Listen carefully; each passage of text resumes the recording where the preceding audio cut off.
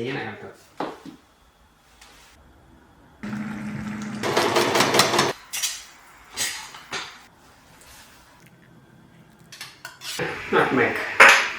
Hello everyone. This time of the year, every year, I like to treat myself a little special with what I can. And what makes me feel all happy instantly is the thought of saris. I've been watching some of the trending sari reels that one can wear instantly with blouse attached, ready to wear. They're all customized in India. I haven't been to India for a long time now, but I'm really keen to try it myself at home and share the idea with you all so that you can make it at home too. Now, very important step to bear in mind to begin is to have a blouse that has front open, more like a crop top than a traditional sari blouse, which works better. Now, this is the only blouse that I have which is in front open and like a crop top. Now, to match with this blouse, I choose these three saris. I'm super excited to make this ready to wear sari that we can wear literally in minutes. And the best way to keep myself occupied during winter months to stay active and productive. The weather is very gloomy with constant rain here. I'm just waiting for some sunshine. I need to choose which sari to work with. I think this looks really good. This sari was gifted to me by my co-sister Veenaka a few years back. It's super soft and easy to drape. This looks just okayish, and so does this bright neon orange. So pick a few saris from your wardrobe and see what looks good to work with. This sari is the best combination, and this is a sari already that I'm using, but creating a ready to wear sari attached with blouse.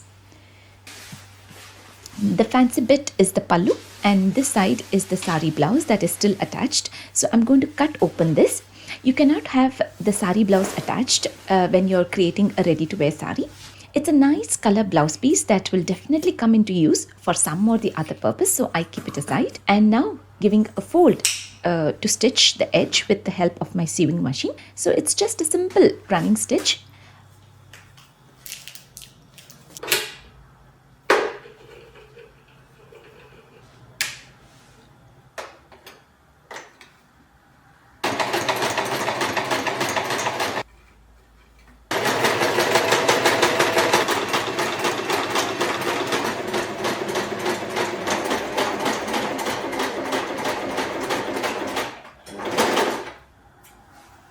Once this step is done, I open up the blouse, and this is the portion that you're going to get started. So you hold the sari to get started from the center of your body, but I prefer that little extra tuck in to wrap around.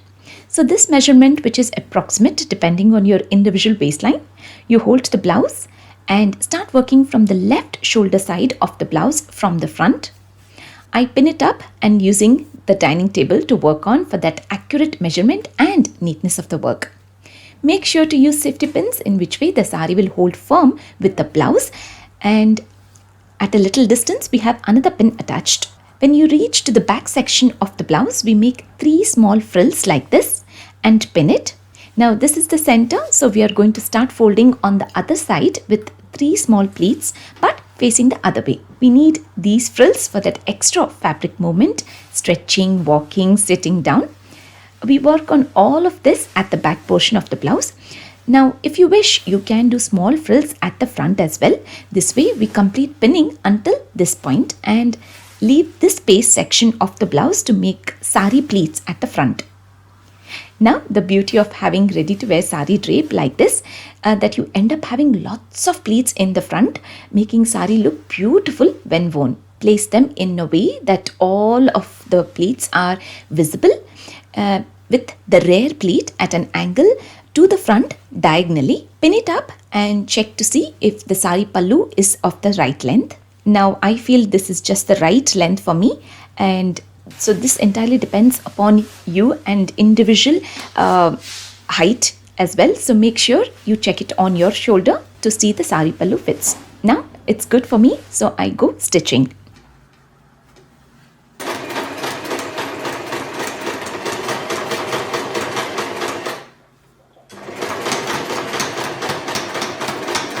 I open up only one pin at a time. When I reach to the stitching point, I open up another pin.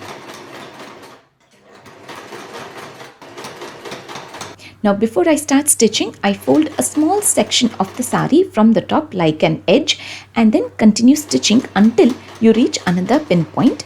Open the safety pin, fold the sari and continue stitching.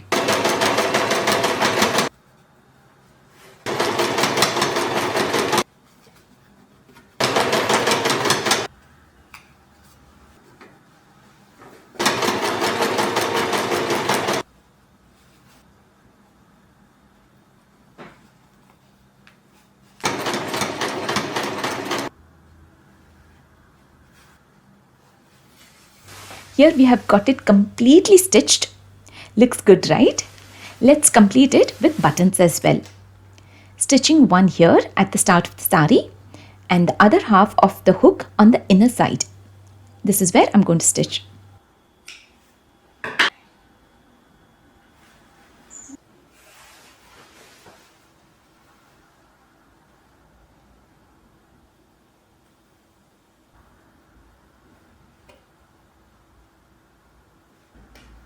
The another set of button is on the front with the sari blouse center point. Now I'm not a very tall person and this is a ready sari that I'm using. I definitely need some heels today. Let's try out wearing the sari now.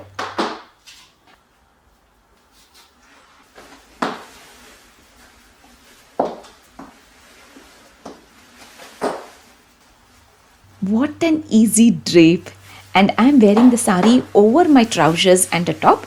It is super quick that you can get ready literally in a minute. It's that easy. Looks good as well. So definitely worth a try and would recommend you all as well to give it a go and create as many saris as you like at home, keeping them ready so that you can get dressed to attend any function without getting late, especially for a wedding.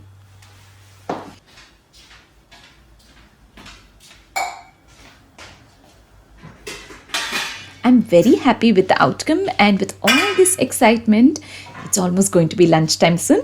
So I better get prepping before everyone at home is hungry. I'm planning to make paratha today, a very heavy and filling one.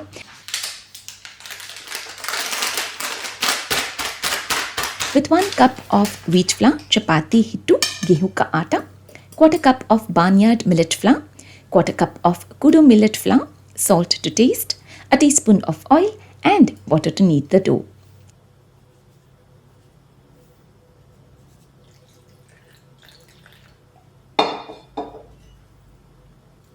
This is the consistency of the dough that will be good to press. I'm using the roti pressing machine.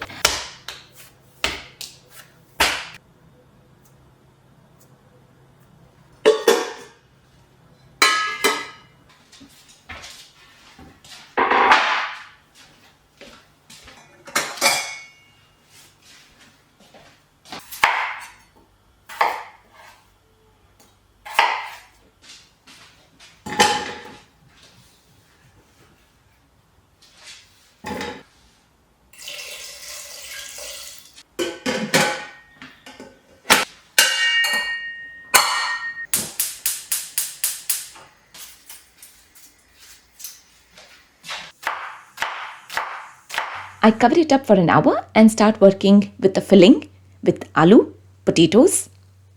I'm using 4 onions for 3 of us, 2 cut lengthwise and the other 2 finely chopped.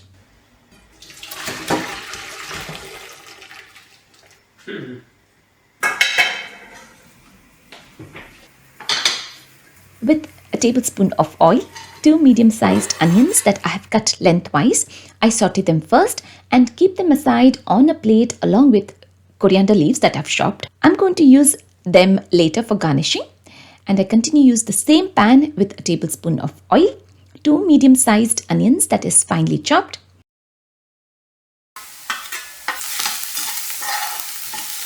To this, I add in finely chopped 4 green chilies, a teaspoon of dhania powder, a teaspoon of cumin powder, half a teaspoon of black salt, a teaspoon of amchur powder, salt to taste, peeled the skin of potatoes and have mashed completely, I combine it well on a low flame until the moisture is been absorbed.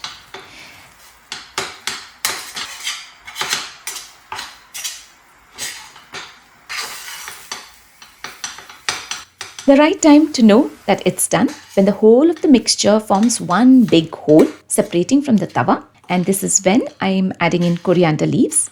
Yes, I'm using my very favorite roti pressing machine.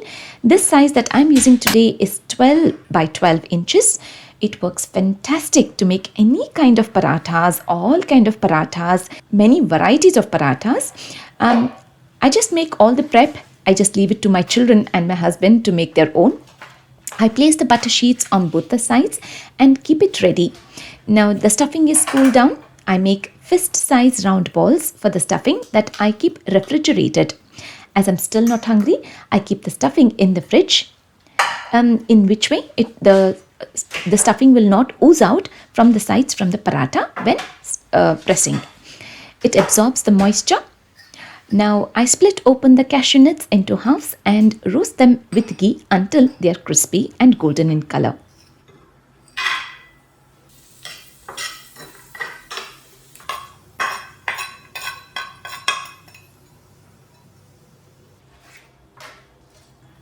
I smeared oil onto the butter sheets to just start off for the first paratha. Not necessarily for making every paratha you have to apply oil. Only when you feel the need of applying oil, you can apply it. I place the dough in the center, pressing very lightly to get a small disc. I place the stuffing in and seal the ends securely. I press down gently, rotating the sheet and pressing again, in which way we will have an even surface spreading the stuffing evenly. You can get this roti pressing machine for yourself from this contact number that is displayed on screen. Please contact Swapna Yallur, Aishwarya Fashions for your roti pressing machine. They also sell cast iron tawa, so make sure to place your order for cast iron tawa as well when you place an order for your roti pressing machine. And lift up the top sheet, place on the tawa upside down. With the heat passing by, you can lift up the sheet. Now sprinkle in some red chili powder, sauteed onions and coriander leaves. Flip it until it's done on both the sides. I also have some butter and crispy cashew nuts. Enjoy these garma garam parathas with butter and cashew nuts on top. Yogurt, pickle, fresh green chilies and shallot onions. They taste incredibly good, especially in this weather when it's pouring constantly.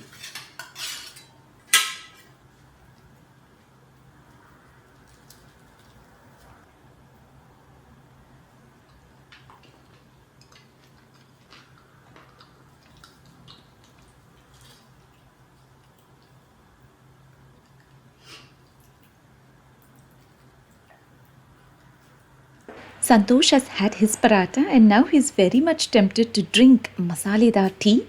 This is his version of the most fragrantful tea, is what I can say.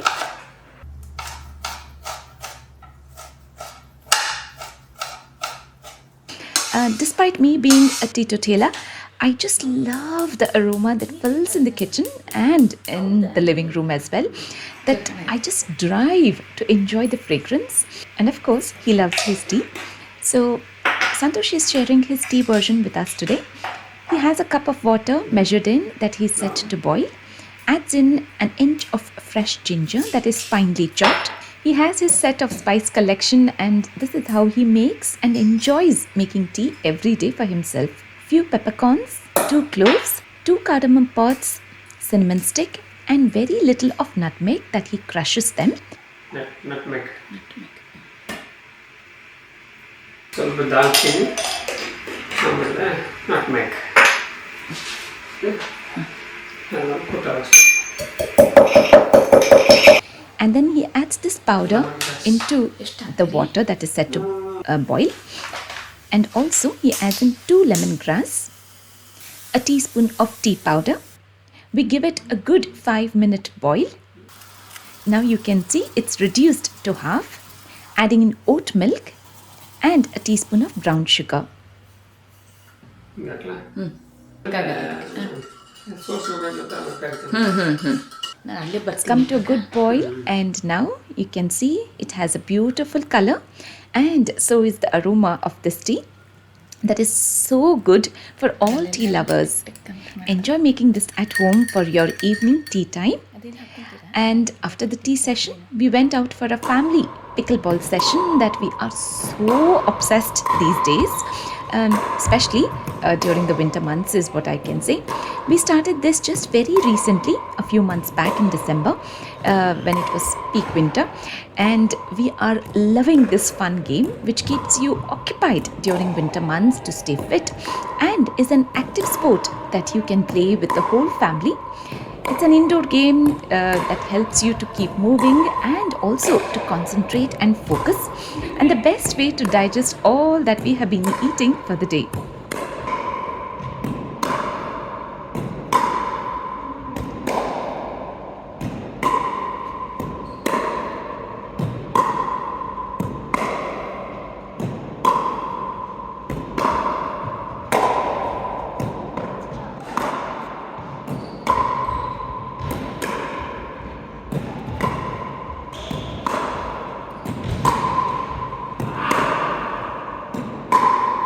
We are back home and are quite hungry too now. For dinner, I make a super quick version of black rice and coconut curry because we all have lots of things going on individually as we're going here and there.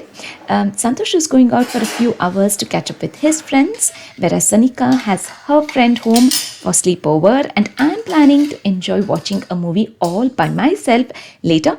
So let's be quick. Have washed and soaked black rice in the morning. So it's been around 6 hours of soaking time. It's important for the black rice that you soak in for a good 6 hours time at least. I set it to boil directly, stirring occasionally. Now to make the curry, parallelly I have a tablespoon of oil, 1 onion finely chopped that I saute, and then add 5 garlic cloves finely chopped. I wait for them to be aromatic and then add in bell peppers in red and yellow color.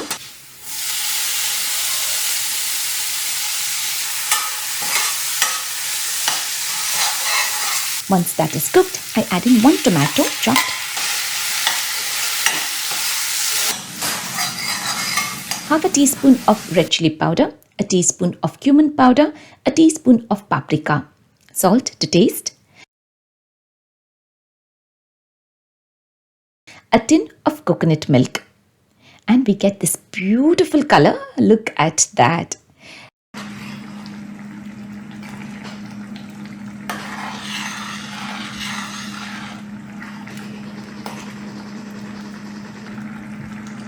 The black rice is cooked and ready. It takes around 20 minutes for the black rice to be cooked. We love eating black rice, and Santosh is the one who introduces us to such good and healthy intake at home. We get black rice from Asian store. Super quick curry, asking very few ingredients. It has come to a good boil. In a serving bowl, on one side, I use a katori, a cup, to get a good shape for black rice, and then pour in the curry. I sprinkle in few spring onions, and here it is ready.